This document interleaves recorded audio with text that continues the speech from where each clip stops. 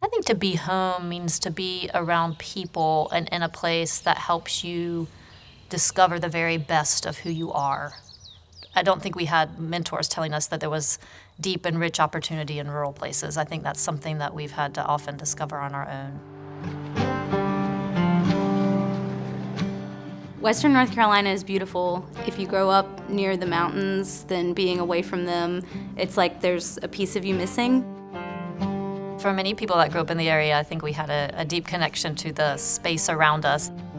And then likewise, I think I started to become aware of the diversity of our community at a relatively young age. Morganton is a melting pot. I think when you think of like a very traditional southern town, you're not thinking of what Morganton is. Probably the biggest strength we have is our people. Growing up here, everyone knew the manufacturing industry that was here, but it didn't always have the best perception. When you're put in circumstances where you don't have a lot of choices, you make the best one that you can, and that's very much what my parents and other refugees did.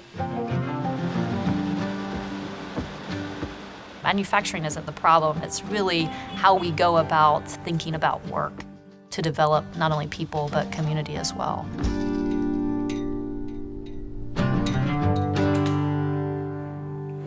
Yeah, you just said you broke your foot. One thing we want to do with our work at the Industrial Commons is reclaim some of these words and give a new imagination and a new definition and a new pride to what industrial means, what rural means, what cooperatives mean, and then what a worker means. Molly and I met in 2012 when we started coming up with the idea for the Carolina Textile District.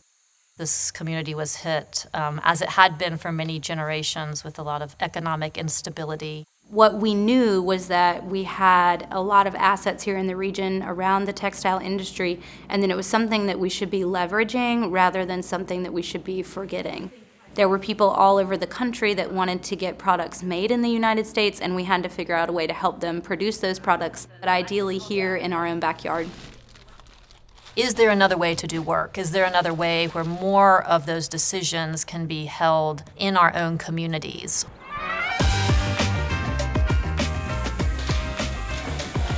With Opportunity Threads, we thought, wow, this is interesting. It's putting a lot of people to work. It's giving people a dignified place to work. So it seems like if we had struck on this one opportunity, then we should see if we could recreate that in other ways. We don't want to just create jobs, because creating jobs isn't going to solve the questions of inequity and generational poverty. So we built the 501c3 of the Industrial Commons to incubate and support and connect businesses and frontline workers that were, trying to make industry, and particularly the textile industry, a more prosperous place to be. We want to create livelihoods. We want to create opportunities for people to find their potential and develop as humans. So that has to be grounded in articulated values. One of those is a deep commitment to racial justice, inclusion, and equity. We have a real deep commitment to environmental sustainability. We have a deep value around participation. So we're really about helping people in our communities find their voices. And then we have a deep commitment just to place in order for us to create transformational change and generational change as well.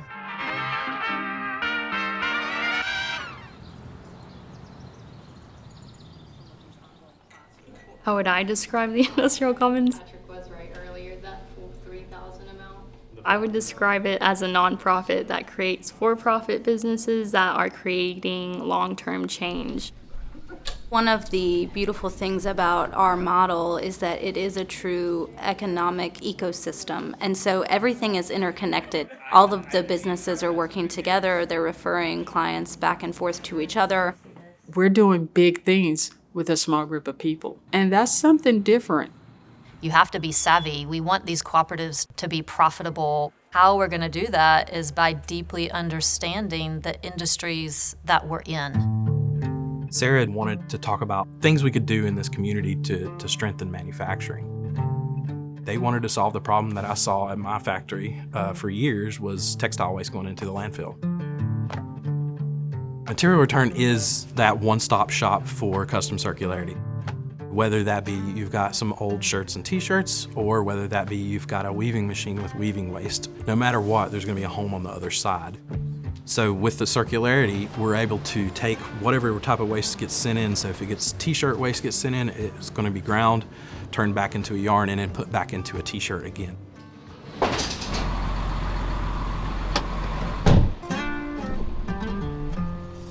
It's amazing to see it grow so quickly. It's only been 2 years. Nobody had an idea of how to build this out and to make it work, but through all these great folks in our ecosystem, all within like 75 miles, we've got waste all the way to a yarn. That network we have, the experience we have, if it's gonna work anywhere, it's gonna work here. We have an awesome son. He's getting ready to be 6 in another week. He just graduated kindergarten, and they wrote on a piece of whiteboard what they wanted to be, and he had worker on there, and I was like, whoa. I think he understands, the kind of potential already for what you can do in manufacturing. It's not just a job, it's the way you learn to make things.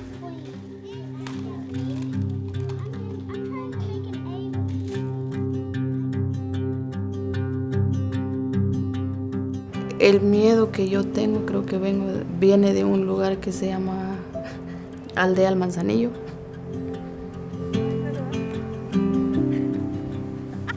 De ahí perdí yo el miedo. Ahí perdí yo el miedo de que mi juguete favorito era encontrar el árbol más alto en la montaña donde vivíamos. Y creo que el Challenger era hasta arriba. Yo me imagino que ahí perdí yo el miedo, de las ganas de luchar por algo. Eso viene por mi mamá. Pero de mi mamá estoy bien orgullosa de mi mamá. De todo el trabajo, desde que tengo uso de razón, pues sé que ha sido una mujer bien trabajadora, bien luchadora.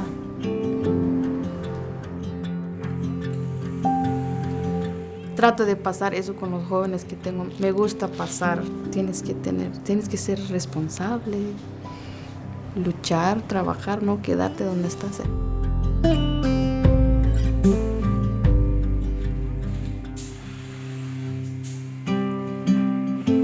Sé que el líder es una persona que puede inspirar confianza a los demás, y que esas personas, o que los demás puedan tener una voz a través de esa persona, ¿no? I think I'm most proud of hearing people's stories of self-development, because at the end of the day, the leader should be able to step back and the work continue. So that this doesn't just become an organization, but that this does become a movement for equity and inclusion and new models of economic organizing. We're beyond proof of concept, and we're actually now to scale where we can start to really impact hundreds and hundreds and thousands of workers. We are growing, and we put people first. Textiles in America is growing again. We employ about 900 people here. At every level, there are layers and layers and layers of expertise. We need to create more opportunities so that we can maintain and grow the really rich and extremely important talent base and generations of knowledge that is special to our area of Western North Carolina. Valdez Weavers and the Material Return and the Carolina Textile District and the Industrial Commons and everyone involved in this project is really good at finding ways to create opportunity for the next person to come along and grab the ball and run with it.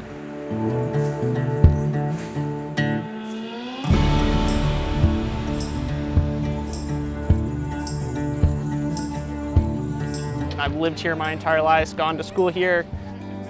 I've learned what I really value, and that's what I have here. And that's why I've come back to intern and work for the Industrial Commons. When you support people with good employment, they have better housing, they're able to support their kids, they receive a better education, and then they're better equipped to come into the workforce. It's all about how these things are connected and how we can pull these little strings by just supporting people to help them live up to their potential. And I think that's what I'd love to come back to, in a space where no one feels like they're born into disadvantage, they're born into opportunity. I think there's a real appetite for, my goodness, like everybody's talking about this green new economy, but then what does it look like? Well, this is what it looks like. This is who it is. This is how communities are transformed. Right now, we are founding and growing interconnected businesses, but I think our future entails a lot of other work in our community. Everything from developing a piece of property that we have bought to become an industrial campus, to potentially buying other businesses, getting into housing development. And so I'm not sure how big we will get, but I know that we will never stop looking for the next problem and figuring out creative solutions to solve it. We work really hard to care for the place where we're in, to make it a place where everyone feels welcome and can have a thriving, equitable future.